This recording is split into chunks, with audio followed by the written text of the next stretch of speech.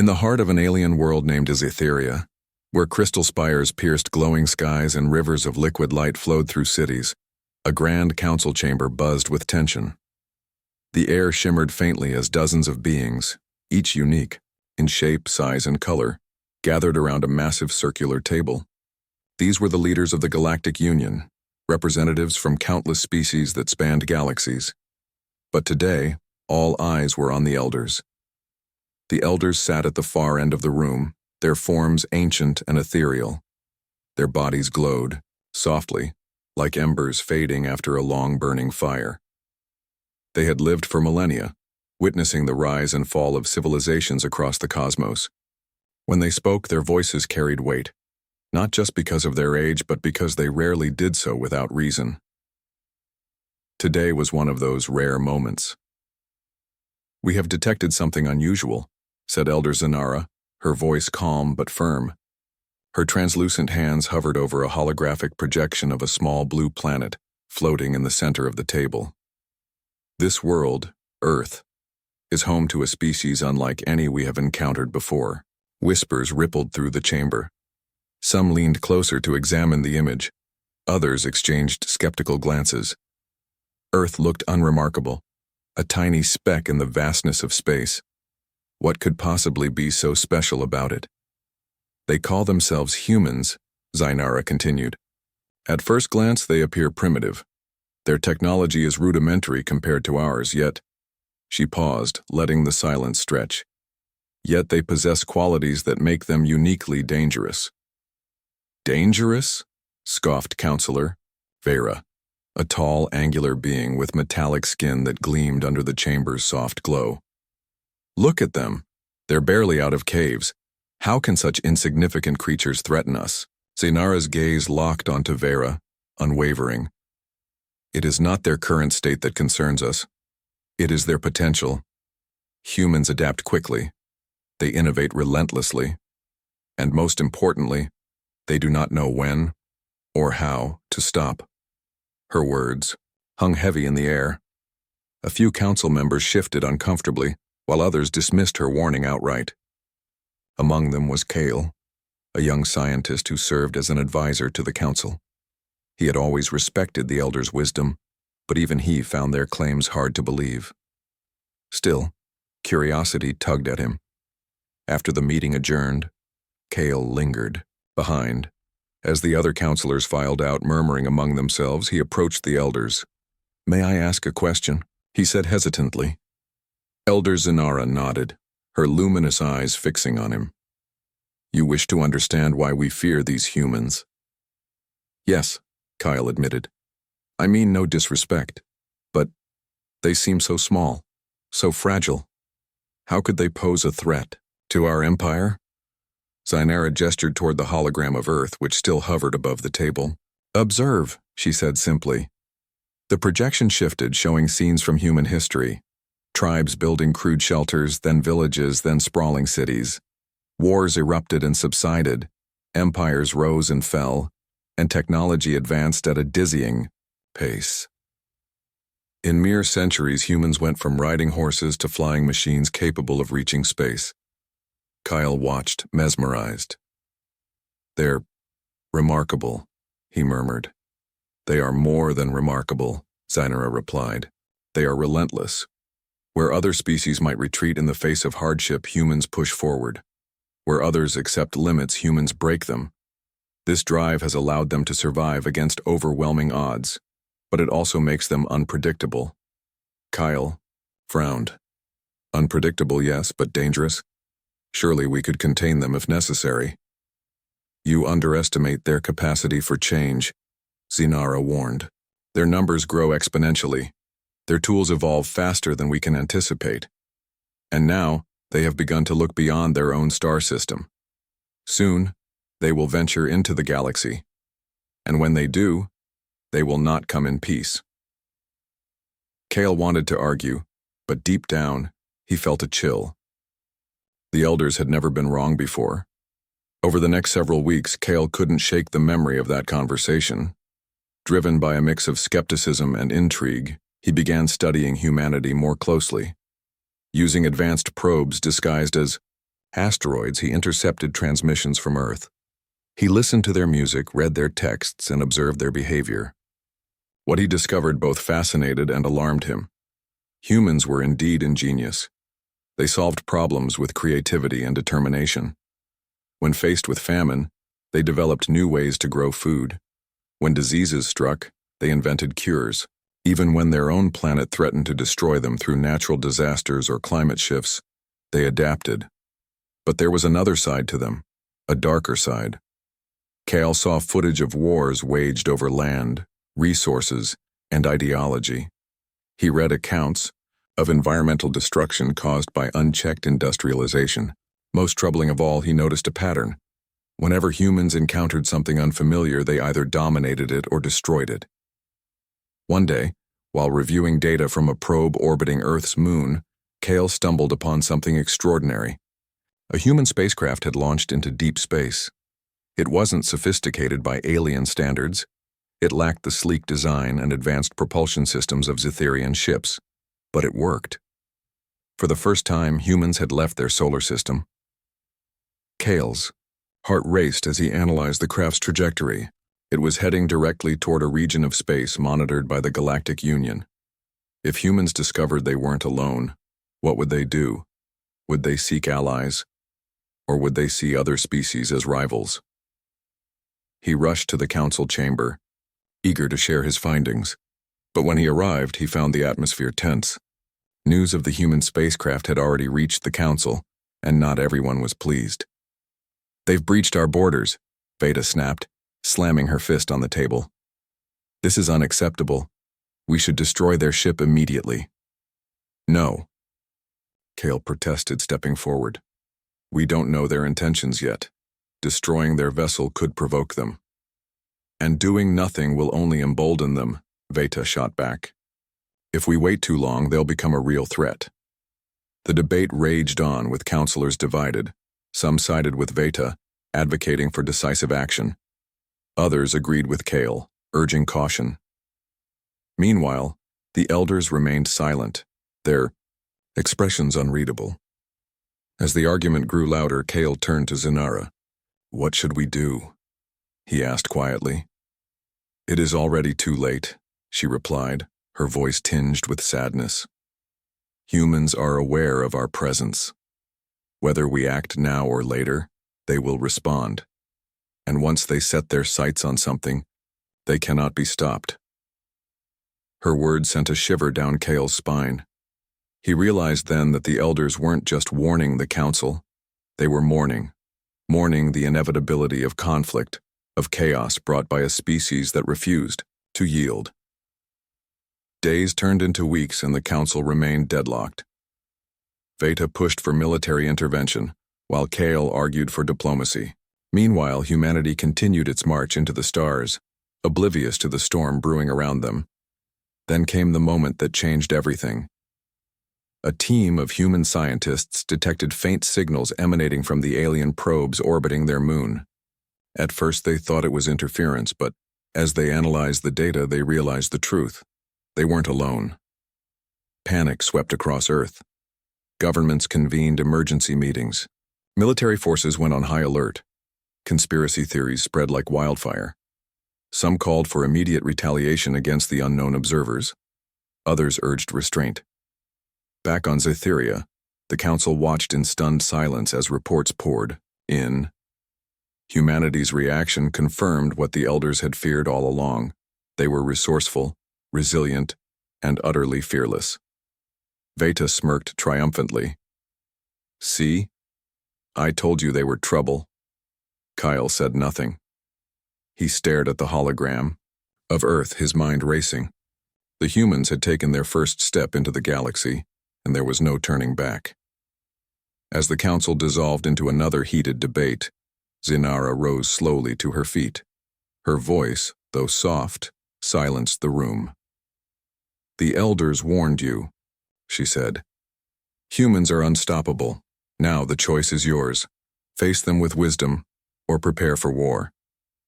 With that, she and the other elders departed, leaving the council to grapple with the consequences of ignoring their advice. Kyle lingered in the empty chamber. staring at the glowing projection of Earth. He knew one thing for certain: the galaxy would never be the same again. Decades passed since humanity's first venture into deep space. What began as a clumsy step outside their solar system soon became a giant leap across the stars. Humanity didn't just explore, they conquered. They terraformed barren moons, mined asteroids for resources, and built sprawling colonies on distant planets. Their ships grew sleeker, faster, and more advanced, though they still lagged behind the technology of older alien civilizations. But what they lacked in refinement, they made up for in sheer determination.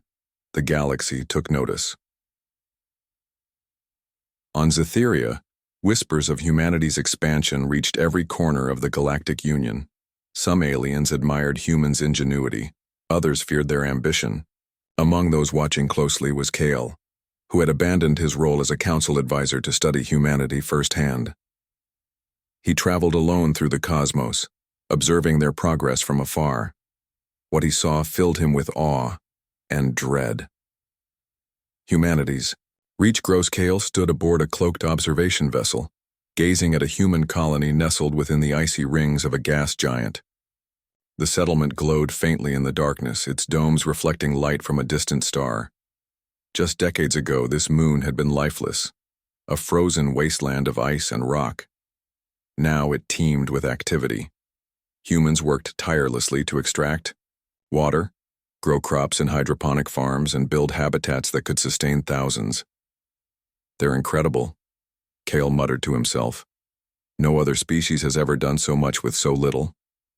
He scrolled through data collected by his ship's sensors. The colony's population was growing rapidly, and its leaders spoke of expanding to nearby moons. Already, mining drones swarmed the surrounding asteroids, harvesting metals and minerals. It was clear humanity wasn't content to settle one world. They wanted all of them. But Kale also noticed something troubling. The humans weren't careful. In their haste to expand, they left scars on the moons and planets they colonized. Toxic waste spilled into pristine environments. Ecosystems collapsed under the weight of human industry. Worse still, they showed little regard for the native creatures they encountered. One such encounter haunted Kale: the aquatic race. His ship drifted closer to a water-covered moon, orbiting a dim red dwarf star. Beneath its shimmering surface lived an ancient alien race known as the Valerai. These beings were peaceful, living in harmony with their oceanic home for millions of years. When humans arrived, they marveled at the Valerai's beauty, but not out of respect. To them, the Valerai were resources waiting to be exploited. Kale watched in horror as human engineers constructed massive rigs above the moon's oceans. They drilled deep into the seabed, extracting energy-rich compounds that powered their ships and machines. The process disrupted the delicate balance of the ecosystem. Coral-like structures dissolved, schools of bioluminescent fish vanished, and the Valerai themselves began to die. "They don't understand what they're doing," Kale whispered, his voice heavy with guilt. He wanted to intervene, to warn the humans of the destruction they were causing, but he knew it wouldn't matter. Humanity's drive to conquer outweighed any concern for consequences. When the Valerai finally tried to communicate, offering gifts of rare crystals and songs sung through vibrations in the water, humans misinterpreted their gestures as threats. Fearing attack, the colony's commander ordered retaliation. Missiles rained down upon the oceans, shattering the fragile peace. Thousands of Valerai perished in the ensuing chaos. Kale turned away, unable to watch. Tears welled in his eyes. Not just for the Valerai, but for what humanity's actions foretold. If they treated allies this way, how would they handle enemies? Vera's plan back on Zetheria, tension simmered within the Galactic Union. News of humanity's brutal treatment of the Valerai spread quickly, sparking outrage among many species. For Vera, the counselor who had long advocated for preemptive action against humans, it was the proof she needed. "They are savages," she declared during an emergency session of the council. Her metallic skin gleamed under the chamber's lights as she paced before the assembly. "They destroy everything they touch. If we allow them to continue unchecked, they will consume." The galaxy whole. Kyle listened silently from the shadows. Though he no longer held a formal position, he attended meetings to stay informed. He disagreed with Vera's methods, but couldn't deny her fears. Humanity's expansion showed no signs of slowing, and neither did their disregard for others. "We cannot wait for them to come to us," Vera continued. "We must strike now while they are still weak. Show them the price of defying the Galactic Union." Her words ignited a firestorm of debate. Some counselors sided with her, eager to crush humanity before it grew stronger. Others argued that attacking would only provoke further aggression. The elders, silent observers once again, exchanged worried glances. Kale stepped forward, breaking his usual silence. "Attacking humanity will only make them stronger," he warned. "Every challenge they face makes them adapt. Every loss fuels their resolve. You think you can stop them? You're wrong," Vera sneered at him. "And what would you have us do? Sit back and watch as they destroy everything?" "I would have us prepare," Kyle replied. "Study them, learn their weaknesses, find a way to coexist, or at least contain them, without bloodshed." The council erupted into argument, voices rising until the chamber felt like it might burst. In the end, no decision was reached. But Kale could see the tide turning. More and more counselors leaned toward Vera's side, convinced that humanity posed too great a threat to ignore. The first strike Vera didn't wait for official approval. She gathered loyal followers and launched a covert operation against a human colony located near the edge of explored space. The target was small but strategic, a hub for resource extraction and shipbuilding. If successful, the attack would cripple humanity's ability to expand further. Kyle learned of the plan. Too late to stop it. By the time he arrived, the battle had already begun. From his observation vessel, he watched as alien ships descended upon the colony. Lasers cut through the darkness, striking human defenses. Explosions lit up the night sky, sending debris spiraling into space. The humans fought back fiercely, using crude but effective tactics. Missile launchers hidden beneath the surface fired salvos of projectiles, taking out several enemy vessels. Fighters swarmed the battlefield, dodging blasts and retaliating with pinpoint accuracy. Despite being outnumbered and outgunned, the humans refused to surrender. Instead, they adapted. Engineers scrambled to repair damaged ships mid-battle. Pilots executed daring maneuvers that baffled their opponents. And when the situation seemed hopeless, reinforcements arrived. Human fleets emerging from hyperspace to turn the tide. By the time the fighting ended, both sides had suffered heavy losses. The colony lay in ruins, its infrastructure destroyed. But the humans remained defiant, vowing to rebuild stronger than before. Kyle stared at the wreckage, his heart pounding. Vera's gamble had failed. Not only had humanity survived, but they had proven themselves capable of resisting even the most advanced forces in the galaxy. As the alien fleet retreated, Kale transmitted a message to Vera. "You've made a grave mistake," he said. "Now, they know we're a threat, and you've given them a reason to fight." Warloom's news of the battle spread quickly, igniting fury on both sides. On Earth and its colonies, humanity united under a single banner.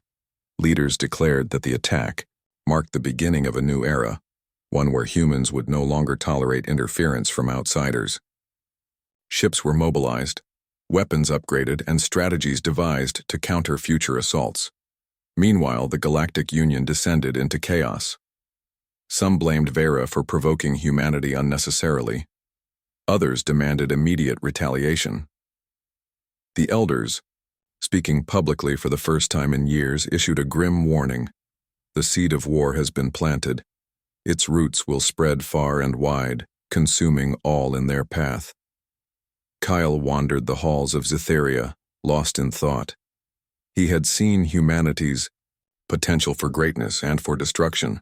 Now, as the galaxy braced for conflict, he wondered if there was any hope for peace. Standing on a balcony overlooking the city, he looked up at the stars. Somewhere out there, humanity prepared for war. Kale clenched his fists. Whatever happened, next one thing was certain. The unstoppable force of humanity had collided with the immovable object of the Galactic Union, and the galaxy would never be the same. War engulfed the galaxy like a wildfire consuming dry forests. Alien fleets clashed with human ships across star systems, leaving trails of destruction in their wake. Planets burned, civilizations crumbled, and humanity, once dismissed as insignificant, stood at the center of it all, fighting not just for survival but for dominance. Kyle watched from the shadows, his heart torn between despair and admiration. Humanity's relentless drive had brought them this far, but he feared it would also be their undoing. As battles raged, he found himself drawn closer to the humans, not as an observer but as an ally. For the first time, he understood what made them so dangerous. They refused to give up no matter how dire the odds. Humanity fights back. The war began unevenly. The Galactic Union held superior technology, faster ships, and centuries of experience in interstellar combat. But humanity countered with ingenuity, determination, and sheer numbers. They adapted quickly to every challenge, turning setbacks into opportunities. When alien weapons overwhelmed their defenses, they reverse-engineered, captured tech to create better shields and armaments. When enemy tactics outmaneuvered them, they devised new strategies that baffled their foes. One such strategy played out near a dying star on the edge of explored space. Human commanders lured an alien fleet into a trap, using decoy ships to draw them into the star's gravitational pull. Once trapped, the humans unleashed a barrage of missiles armed with plasma charges, igniting the star's outer layers and creating a supernova-like explosion. The alien fleet was obliterated.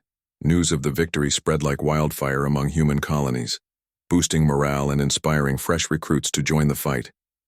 But Kale saw the cost. Entire planets had been sacrificed to bait the aliens. Billions of lives were lost in the process. Humanity's victories came at a steep price, one that Kale wasn't sure they could afford indefinitely. Despite the losses, humanity kept pushing forward. Their determination became legendary, even among their enemies. "They don't stop," Vera muttered during a council meeting on Zytheria. Her metallic skin gleamed faintly under dim lights, her expression grim. "Every time we strike, they grow stronger." Kale joins humanity as the war dragged on. Kale grew increasingly disillusioned with his own kind. He had seen humanity's flaws, their greed, their recklessness, but he had also witnessed their courage and resilience. Unlike the Galactic Union, which debated endlessly while worlds burned, humanity acted decisively. They fought for something greater than themselves, a future where they controlled their own destiny. Kale decided to take a stand. Using his knowledge of alien technology and tactics, he defected to humanity's side. At first, they distrusted him, viewing him as a spy or saboteur, but when he provided critical intel about upcoming attacks and vulnerabilities in alien defenses, they began to see him as an ally. "Why are you helping us?" asked Commander Arlen, a grizzled human leader who oversaw one of Earth's largest fleets. His sharp eyes studied Kale intently. "Because I believe in your potential," Kale replied. "You're flawed, yes, but you're also capable of greatness. If anyone can change the galaxy, it's you." Arlen nodded slowly, though skepticism lingered in his gaze. "Just don't betray us. We've learned the hard way what happens when we trust too easily." Kale understood. Trust was a rare commodity in wartime. Still, he vowed to prove himself worthy of their faith. The final battle. The climactic showdown took place near Earth's solar system. Knowing that humanity's homeworld was their greatest stronghold, Vera led the largest alien fleet ever assembled toward Sol. Thousands of ships descended upon the system, intent on wiping out humanity once and for all. Earth braced for impact. Cities were evacuated, shelters were fortified. Every available ship joined the defense effort. Even civilians volunteered, piloting makeshift fighters and manning ground-based cannons. The stakes couldn't have been higher. If Earth fell, so did humanity's hope for survival. Kyle played a crucial role in planning the counterattack. Drawing on his knowledge of alien weaknesses, he suggested a bold strategy: lure the enemy fleet into Saturn's rings, where debris fields and gravitational anomalies would hinder their movements. Once trapped, human forces could strike from all sides, cutting off escape routes and overwhelming the invaders. The plan worked, at least initially. The alien fleet entered the rings, slowed by collisions with ice chunks and rocky fragments. Human ships swarmed around them, firing relentlessly. Explosions lit up the void as vessels on both sides were destroyed. But Vera wasn't defeated so easily. From aboard her flagship, she launched a devastating counteroffensive, deploying experimental weapons that tore through human defenses. The tide of battle shifted rapidly, threatening to overwhelm Earth's forces. In the chaos, Kale made a decision that would seal his fate, and perhaps save humanity. Seizing control of a stolen alien fighter, he flew directly toward Vera's flagship. Dodging laser fire and evading pursuit, he breached the vessel's hull and planted explosives deep within its core. "This is for the galaxy," he whispered as he activated the detonator. Moments later, the flagship erupted in a blinding explosion, scattering debris across space. Without their leader, the remaining alien forces faltered, retreating in disarray. Aftermath. The war ended abruptly after Vera's death.